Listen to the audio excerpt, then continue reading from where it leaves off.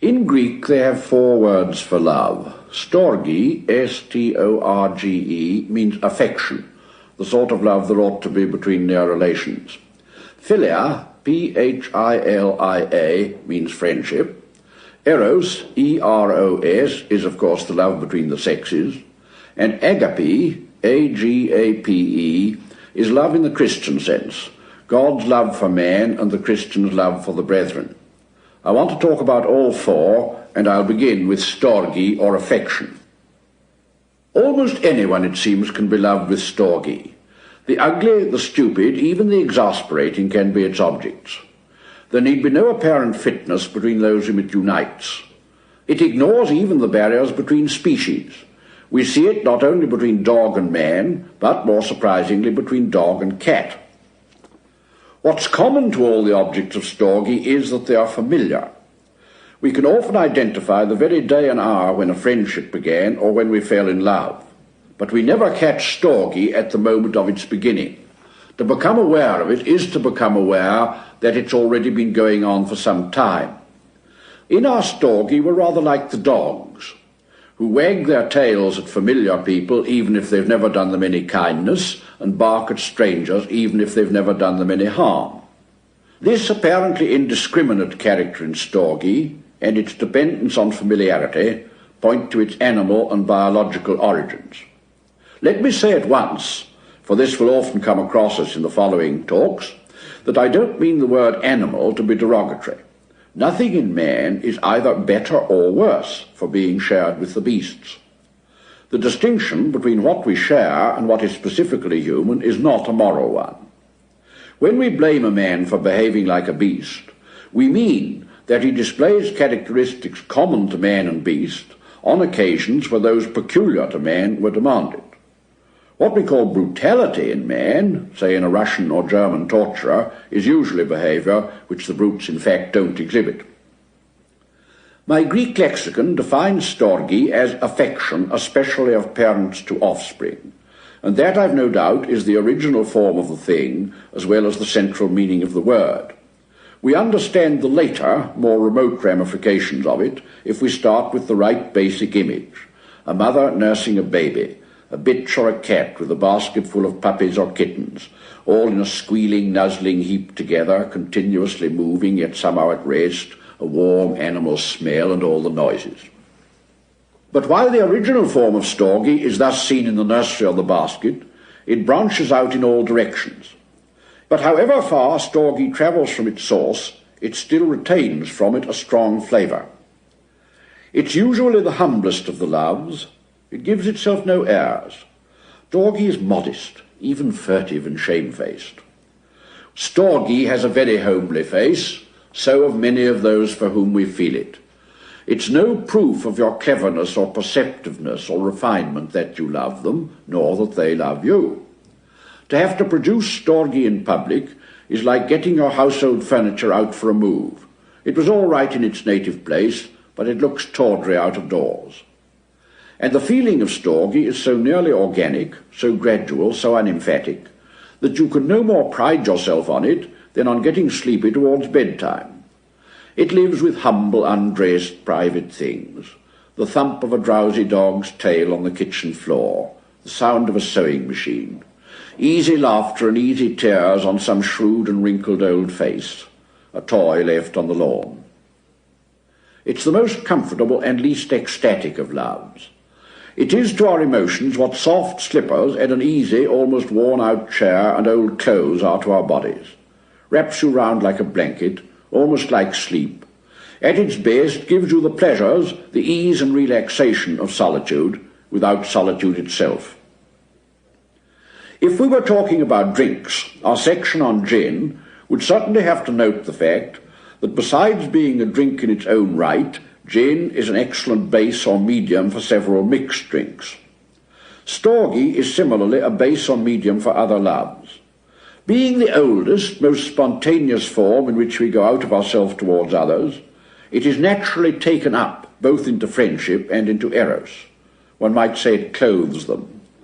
In the end, all those things about your friends, which had nothing to do with the friendship originally, become dear because they become familiar.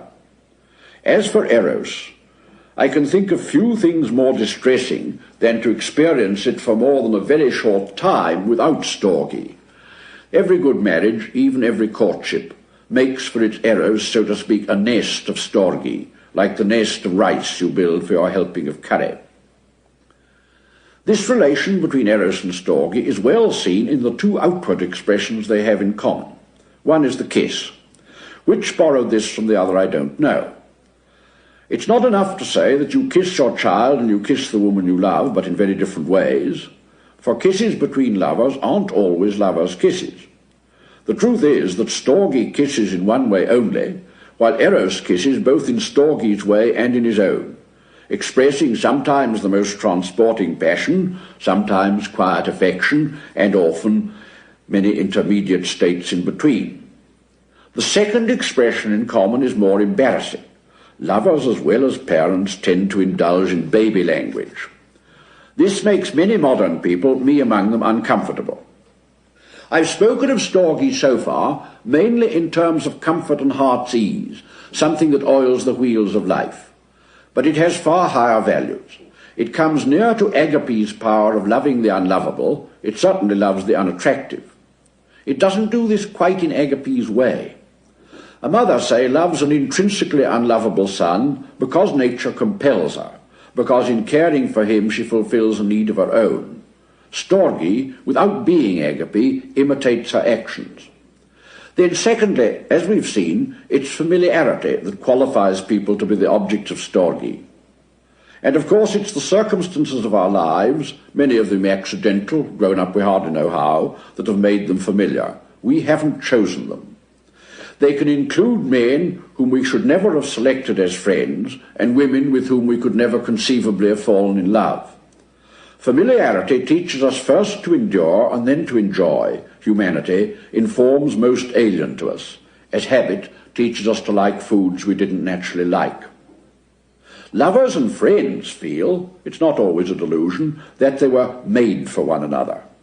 The glory of Storgē is that it unites those who most emphatically, even comically, are not. The acquaintances we make for ourselves are, of course, chosen to suit our own tastes, people of our sort. The possible objects of Storgē are just whoever happens to live under the same roof or meet you every day.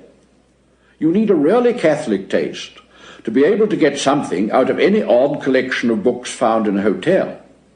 You may need only a very narrow one to enjoy all the books in your own study. You chose them.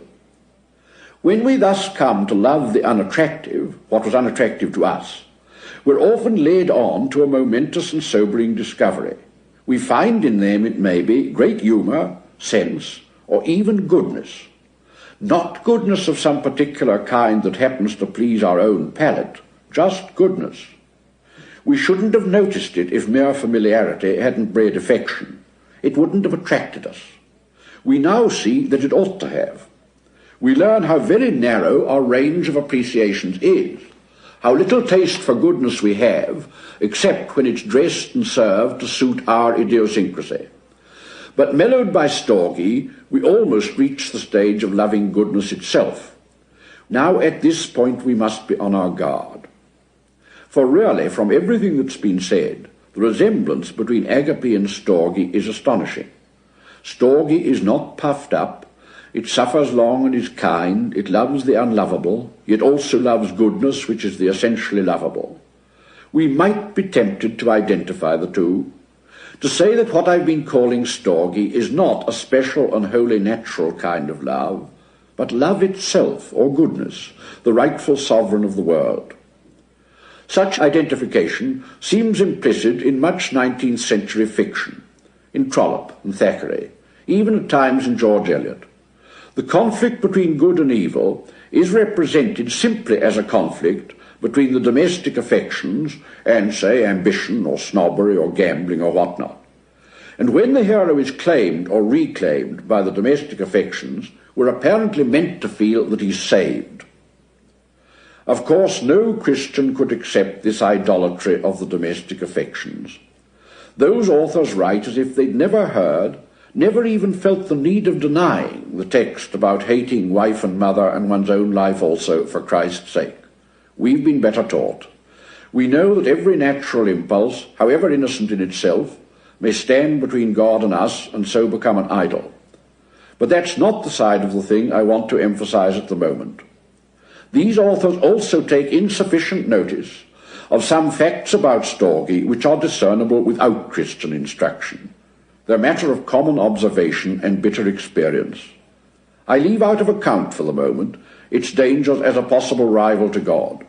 How often, how long, if left to her merely natural workings, does Storgē succeed in realizing even the natural and this worldly good which she seems to promise? Storgē, unless she submits to something higher than herself, does not remain Storgē. This natural love carries in itself the seeds of natural hatreds. Every one of its characteristics is ambivalent. Almost anyone, I've said, may be loved by Storgē. Yes, and most of us expect to be. The egregious Mr. Pontifex, in Samuel Butler's Way of All Flesh, is shocked that his son doesn't love him. It's unnatural that a boy should not love his own father. He assumes that Storgē is a sort of love laid on or built in by nature. It's ready-made. It's on the house. We need to do nothing to deserve it. Storgē is often assumed as a right, and often the party who has done nothing lovable hungers to be loved, and continues to be not only disappointed, but shocked and outraged because he's not. And once this situation exists, it will continually worsen. If someone's already unlovable, a continual demand on his part to be loved as of right, his sense of injury create in us a sense of guilt for a fault we couldn't have avoided and can't by any effort of will cease to commit. For if in some favoured moment any germ of affection stirs in us, his demand for more and still more freezes us up again, and each becomes a torment to the other. I once knew a mother who incessantly complained of her adolescent daughter's lack of affection. What more could I do for her than I do, she asked. I live for her. And the pitiful fact is that this was in a sense true. She was no frivolous, neglectful or self-indulgent mother. She worked hard for the girl, denied herself lots for her, was always making things for her, giving her presents, arranging treats. But it never occurred to her to consider whether all these things and presents and treats were those the girl wanted. Though often complaining that the daughter didn't confide in her, she never in any serious degree listened to anything the daughter said. The dawning interests of adolescence were swept aside with jokes. Needless to add, any effort made by the daughter to put her own point of view on a disputed matter was a total failure. If she put it at all trenchantly, she met reproaches and finally temper. If she put it gently, she was met by sobs and embraces and cuddlings and pet names. For the mother held the common belief that scenes, as they are very justly called, of affection, solve all problems and remove all tensions. In reality, of course, they usually leave things just where they were, unless, indeed, the debauch of emotion, like other debauches, leaves a hangover. Now, no small part of this mother's unlovableness consisted in downright bad manners. We're always hearing complaints about the rudeness of the rising generation. But though I'm nearly 60 myself, I'm far more often impressed with the rudeness of parents to their children. Who has not been the embarrassed guest at family dinners where one or other of the parents treated their grown-up offspring with an incivility which, practised on any other young people, would have terminated the acquaintance? Ruthless interruption, flat contradiction, loud ridicule of things the children take seriously or even hold sacred, insulting references to their best friends, dogmatic assertions in matters about which the young are instructed and their elders ignorant, provide a ready answer to the old question, why are they always out? Why do they seem to prefer every house in the neighbourhood to their own? They prefer civility to barbarism. This barbarism, which renders not only conversation, but even real acquaintance impossible, grows very easily out of one element in Storgē. I've compared it to old clothes and slippers, an undress affair.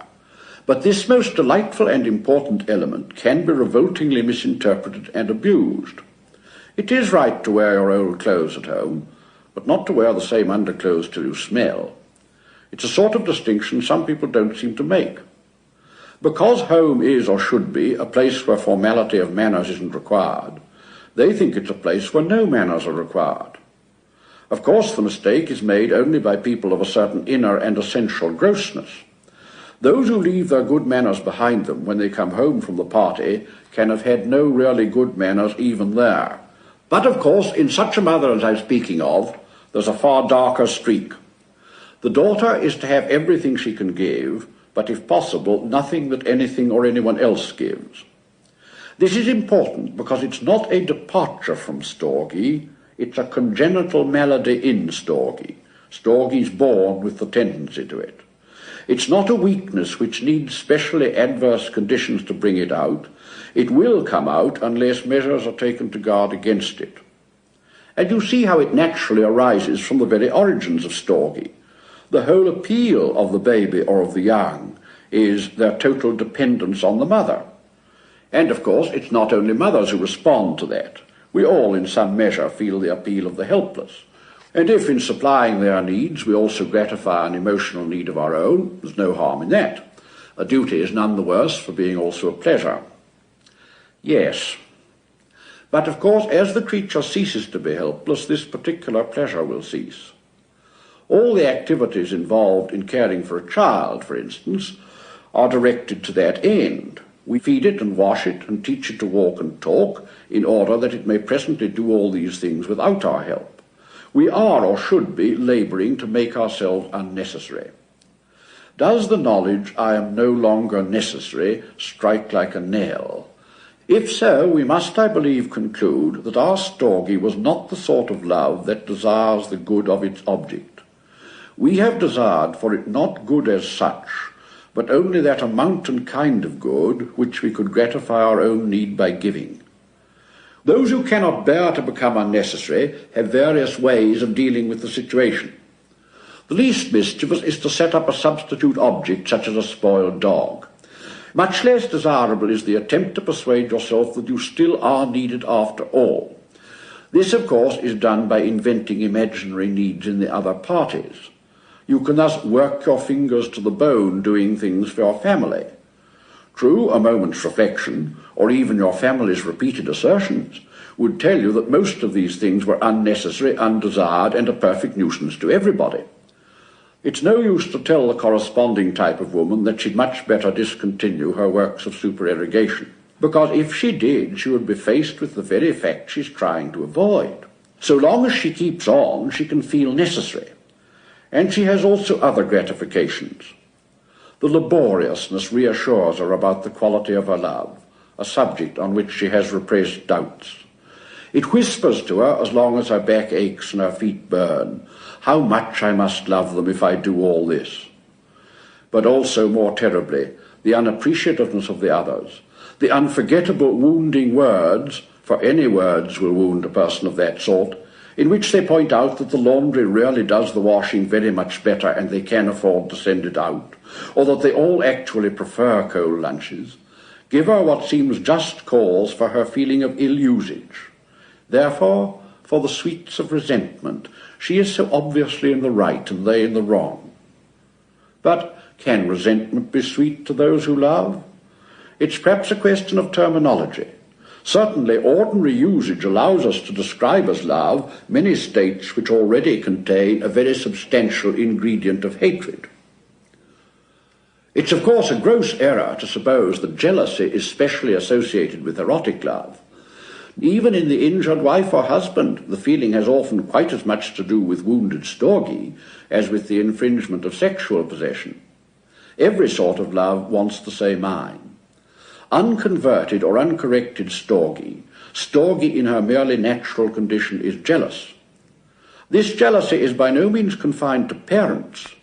Two children, brother and sister, grow to a certain age sharing all their interests. Then a dreadful thing happens. An interest which one can't share enters the life of the other, say literature or serious music or botany. The one who's left behind feels it's a kind of treason. His jealousy of the new interest is usually expressed by ridicule. The thing's all silly nonsense anyway. The other's only pretending to like it, only showing off. This explains in part the seemingly almost fiendish rancour often displayed by a lowbrow family when one member of it shows signs of becoming intellectual, or of an unbelieving or worse still semi-believing family when one member becomes a Christian. I used to think that both these were due to a sort of disinterested hatred, the one for what is intellectually high, and the other for God himself, God who is in the long run the supreme object of all human jealousies. But perhaps it's not quite so bad as that. It's the reaction to desertion. One who is all ours has become in part a stranger, and above all change has begun. The seemingly immemorial order has cracked. This is the beginning of the end, the first breath of winter. For Storgē, whose very food is the familiar, dislikes alteration. Sometimes a curious double jealousy is felt. We're jealous of the new interest because it has stolen the heart we loved, but it's possible at the very same moment to be jealous the other way round. Supposing for a moment there were, after all, anything in all this classical music or this religion, why in heaven's name should he or she see it when we don't? Why should they be selected for admission to it? Why not we? The mildest and safest line the older generation seized with such jealousy can take is to say, tolerantly, indulgently, it's a phase, it'll all blow over.